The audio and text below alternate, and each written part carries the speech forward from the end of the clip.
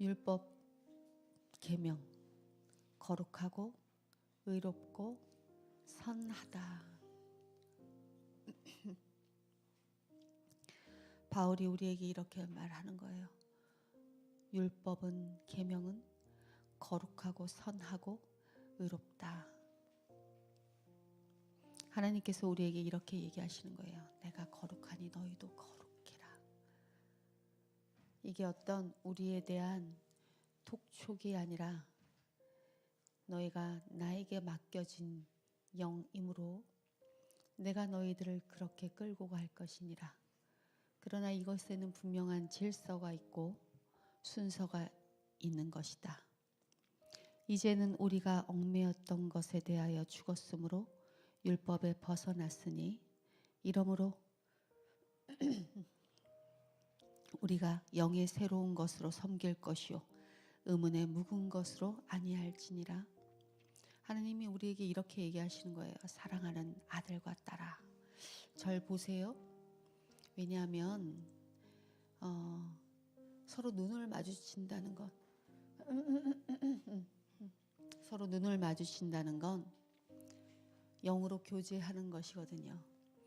하나님은 저를 여기 세우셨고 여러분들은 하나님의 전에 지금 하나님을 마주하고 있으니 어찌 제가 하는 말이라고 들으시겠어요? 그죠? 저도 하나님 앞에 경외로운 마음으로 이 자리에 섰고 여러분도 하나님의 말씀을 받을 때 하나님을 경외하는 마음으로 이 자리에 앉으신 거잖아요. 하나님께서 사랑하는 내 아들과 딸에게 이렇게 얘기하는 것이에요. 너희들은 스스로의 노력으로 되지 않는다는 것을 알게 될 것이니라. 그렇게 할 수 없느니라. 그것은 내가 그렇게 하는 것이니라. 그러나 율법을 통하여 너희들은 알아야 되는 것이 있느니라. 율법을 통하여 제가 무엇을 알아야 되나요, 하나님? 도대체 그 하나님의 엄중한 율법을 통하여 내가 무엇을 알아야 되는 것이에요? 그것에 대한 이해력과 통찰력을 내가 너에게 줄 것이니라. 그게 뭔가요? 지금 말하는 로마서 7장 6절에 새로운 영으로 섬기는 것, 그것이 너희들이 가지게 될 새로운 이해력과 통찰력이니라. 이렇게 얘기하는 것이에요. 그것이 율법을 의문의 묵은 것으로 하는 것이 아니라 영의 새로운 것으로 섬기는 것인데, 너희들이 영적의 사망의 원인은 그래서 율법 때문이 아니라 너희들이 율법이 사망, 다시 말하면 로마서 8장 2절에 이렇게 나와 있죠. 이는 그리스도 예수 안에 있는 생명의 성령의 법이 죄와 사망의 법에서 너를 해방하였느니라. 죄와 사망의 법이 뭐예요? 율법이에요.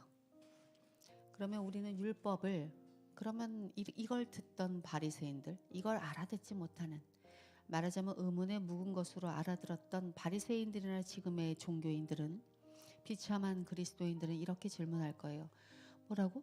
죄와 사망의 법이 율법이라고? 너는 그걸 하나님의 법을 그렇게 얘기하는 것이냐? 그게 아니라는 것이야. 이렇게 얘기하는 거예요. 내가 7장 처음에서 얘기했던 것이 너희가 여인이 죽으면 그 법에서 벗어난다고 표현하지 않았느냐. 남편이 죽으면. 그러니까 율법은 죽여버렸다는 거예요. 하나님께서 일부러 율법을 죽여버렸다는 거예요. 왜요? 제가 이따가 갈라디아서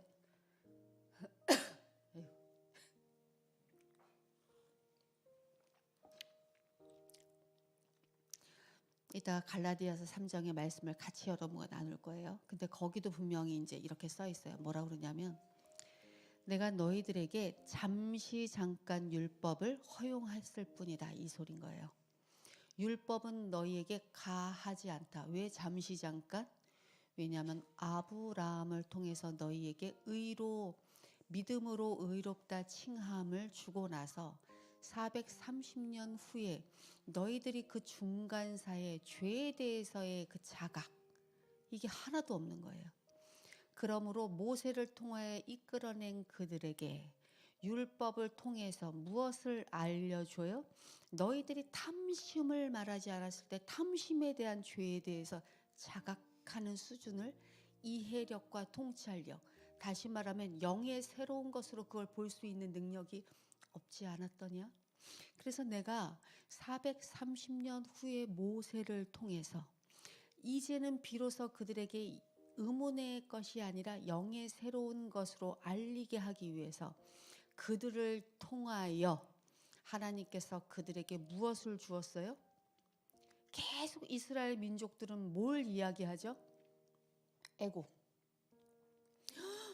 만나 너무 지루해. 거기서는 향신료도 써가지고 음식을 만들고, 성경에 나와 있는 말이죠. 그렇게 맛있는 음식들을 먹었는데, 그래도 노예였는데도 그렇게 맛있는 음식은 만나는 너무 지루해. 만나와 메추라기는 너무 지루해. 예전에 애굽에 있었을 때는, 그리고 계속 무엇을 생각해요?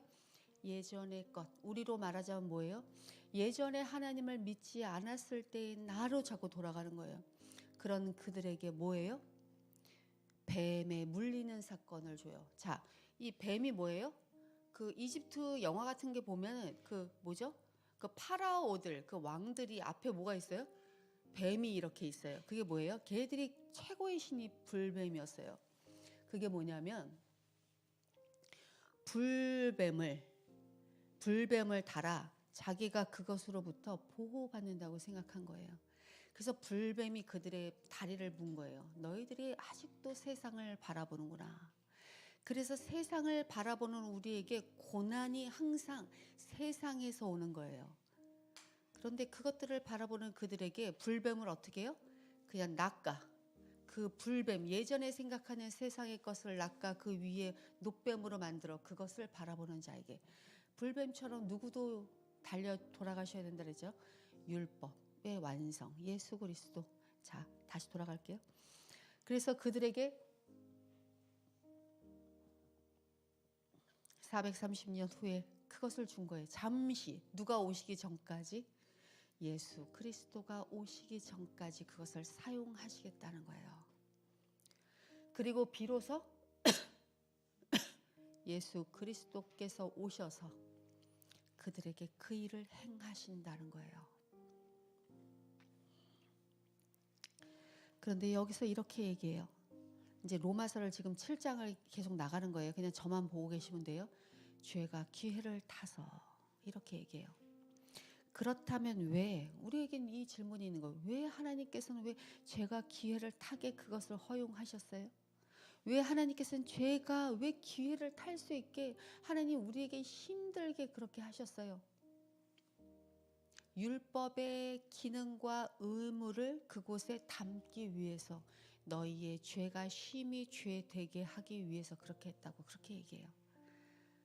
로마서 7장 13절에서 14절 말씀은 계속 그 얘기를 하고 있는 거예요. 사랑하는 아들과 딸아, 너희들의 죄가 얼마나 더럽고 추악한지를 그 죄의 실상에서 율법을 통해서 그것을 너희들은 알 수밖에 없느니라.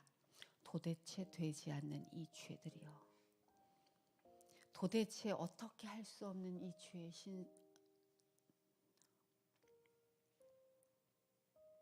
죄가 얼마나 큰 능력과 어마어마한 능력을 이 세상에 가지고 있는지. 그래서 너희들은 이렇게 살고 있지 않느냐. 아직까지도 이 말이에요. 뭐라고 그러냐면요, 자기 만족, 독선적인 태도, 자신감에 사로잡혀 있는 나.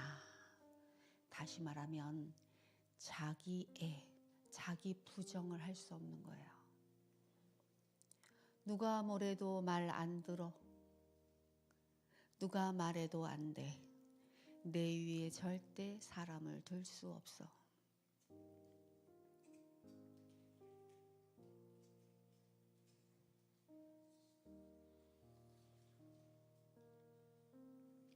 사랑하는 아들과 딸아, 너희들에게 율법은 이렇게 말하는 것이다. 너희들의 완전한 무능력을 나에게 내버리려. 바보, 너희들의 완전한 무능력을 알겠네 보이렴. 그때부터 내가 알 것이니까.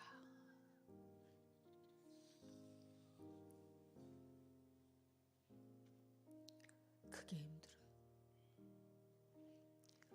로마서 7장에서는 이렇게 얘기하는 거예요. 계속 이렇게 이어가고 있는 거예요. 율법으로 죄의 심히 죄됨을 너희들이 알지 못하면 그것이 하나님이 쓰는 율법의 기능과 목적이라는 전체 의도를 알지 못하면 너희들은 7장을 이해하지 못한다. 7장의 앞구절은 7장의 1절부터 13절까지의 앞구절은 마이크 조금만 키워주실래요? 들리세요? 네.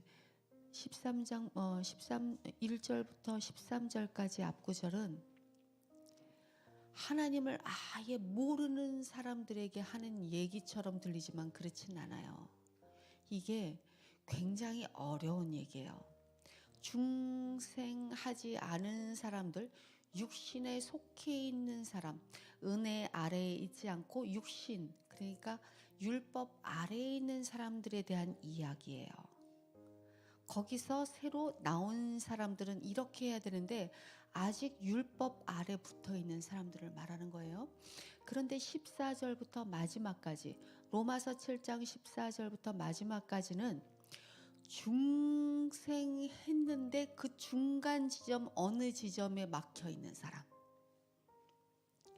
거듭난 듯 하면서도 중간에 막혀 있는 사람들, 그 어느 지점에 막혀 있는 사람들, 오락 공고한, 바울의 얘기가 아니에요.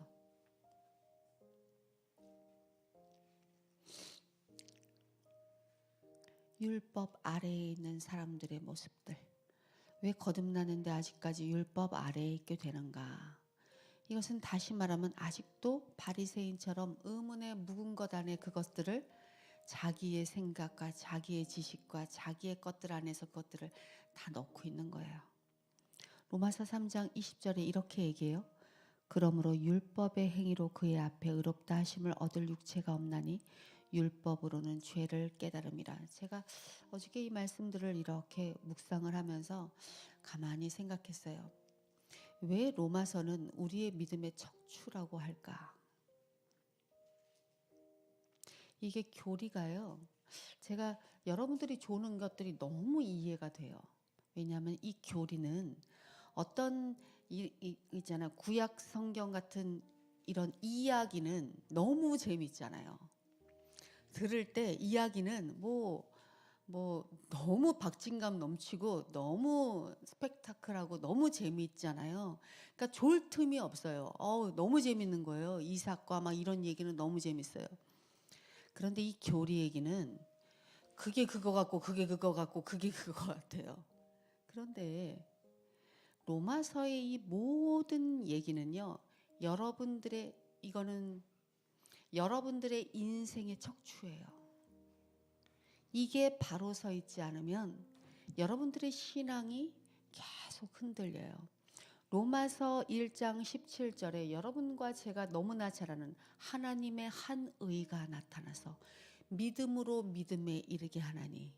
할렐루야. 정말 그 말씀 가지고, 바울은 그 한 말씀 가지고 1장부터 10 몇 장까지예요.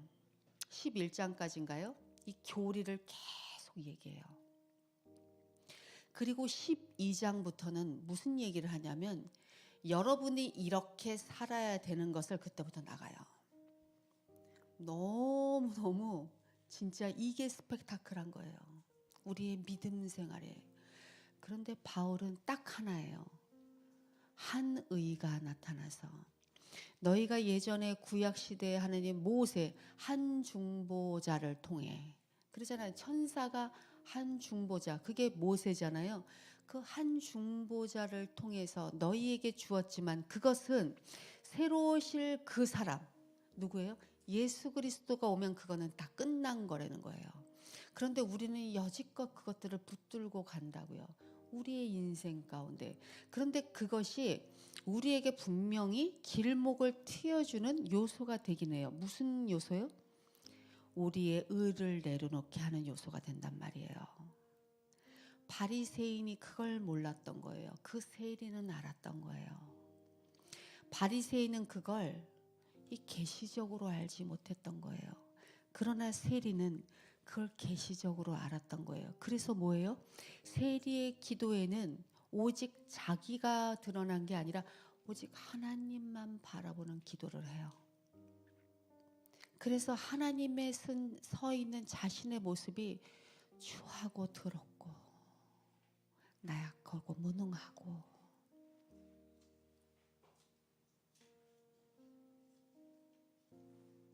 갈라디아서 3장 16절부터 19절, 여기 어마어마한 말씀이 있어요. 제가 한번 읽어볼게요. 아까 제가 얘기했던 것, 이 약속들은, 이 약속이라는 게 뭐죠? 믿음으로 의롭다 칭하는 약속.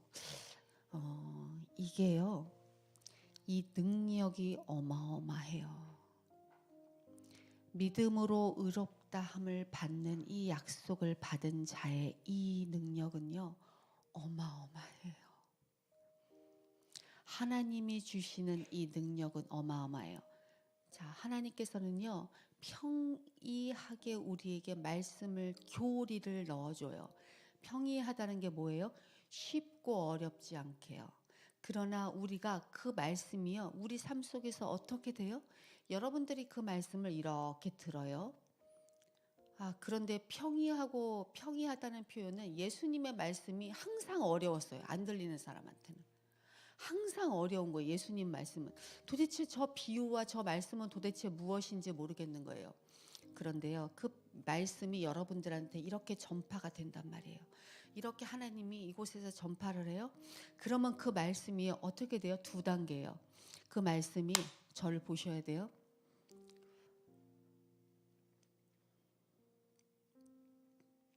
이렇게 하는 이유가 있어. 진짜.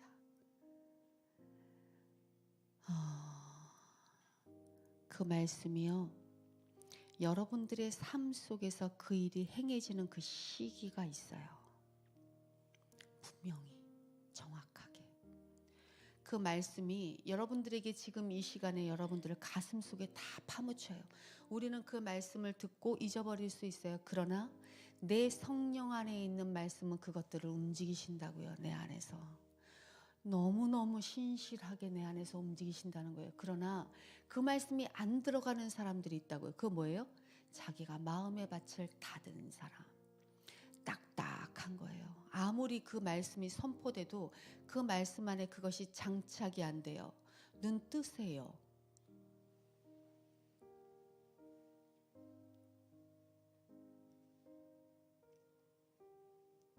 중요해.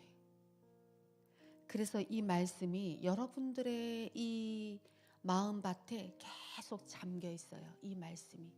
그리고 하나님께서 생수의 강을 이렇게 붓는다고요. 그러면 이 성령이 여러분들의 삶 가운데서 그 시간 그때가 있어요. 그때가. 우리의 욕심이든 우리의 어떤 것이든 상관없어요. 하나님은 보잘것없는 우리들을 그냥 쓰신다고 하셨잖아요. 그 일하신다고 하셨잖아요. 그 약속은 신실하게. 그게 뭐예요?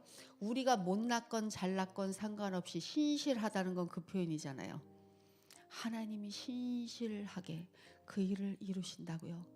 그러니 어떻게 하나님을 찬양하지 않을 수 있겠어요? 그러니 이 약속들은, 지금 여기서 하나님께서 선포하신 이 약속들은 아브라함과 그 자손에게 말씀하신 것인데, 할렐루야. 여럿을 가리켜 그 자손들이라 하지 아니하시고 오직 한 사람을 가리켜 내 자손이라 하였으니 곧 그리스도라. 내 자손 그리스도 안에 있는 우리들. 내가 이것을 말하노니 하나님께서 미리 정하신 언약을, 그 약속하신 것을 430년 후에 생긴 율법이 폐기하지 못하고 그 약속을 헛되게 하지 못하리라. 만일 그 유업이, 그 믿음의 유산들, 그 모든 우리에게 가해야 되는 그 유업이 율법에서 난 것이면 약속에서 난 것이 아니니라. 그러나 하나님의 약속으로 말미암아 아브라함에게 주신 것이니라. 할렐루야. 그런즉 율법은 무엇이냐? 범법함으로 더하여진 것이라. 너희들이 죄짓기 때문에 더하여진 것이라. 율법은 약속을 주신 것인데 너희들이 죄지었기 때문에 준 것이래요. 하나님께서 그 죄가 어떤 것인지를 보라고. 천사들을 통하여 한 중보자의 손으로 베푸신 것인데 그게 모세예요. 약속하신 자손이 오기까지다. 그 자손이 예수 그리스도. 갈라디아서 3장 21절에는 또 이렇게 이어져요. 그러면 율법이 하나님의 약속과 반대하는 것이냐? 결코 그럴 수 없느니라. 만일 능히 살게 하는 율법을 주셨더라면 의가 반드시 율법으로 말미암았으니라. 그러니까 살게 하는 것이 율법에 있었다면 의는 율법으로 말미암는 것이 맞대요. 그러나 살게 함은 어떤 것에 있다고요? 믿음으로 오직 한 분 오시는 분 그리스도께 있대요. 그래서 갈라디아서 3장 23절은 이렇게 이어져요. 믿음이 오기 전에는 우리는 율법 아래 매인 바 되고 계시될 믿음의 때까지 갇혀 있대요. 아직까지 믿음이 오기 전까진. 그러나 3장 24절 이같이 율법이 우리를 그리스도께로 인도하는 초등교사가 되어 우리로 하여금 어디로? 믿음으로 말미암아 의롭다 함을 얻게 하려 함이니라. 이 어마어마한 말씀, 엄청난 말씀.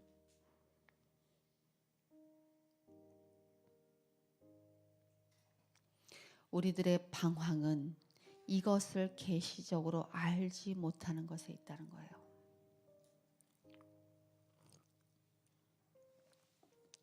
요한복음 5장 39절 너희가 성경에서 영생을 얻을 줄 생각하고 성경을 연구하거니와 이 성경이 곧 내게 대하여 증언하는 것이니라.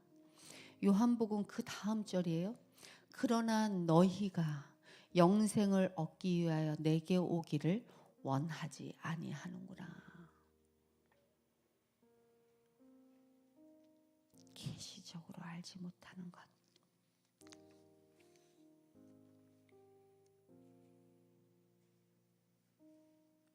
이렇게 얘기하는 거예요. 주님께서 하나님께서 이렇게 얘기하시는 거예요. 사랑하는 아들과 딸들아. 율법을 너희에게 준 것은 두 가지의 목적이니라. 첫째는 너희들에게 구원의 절실을 함이니라. 너희들이 아무리 율법으로 하나님의 이것을 실행한다 해도 그것들은 너희들이 원하는 만큼 되지 않을 것은 너희들이 볼 것이니라.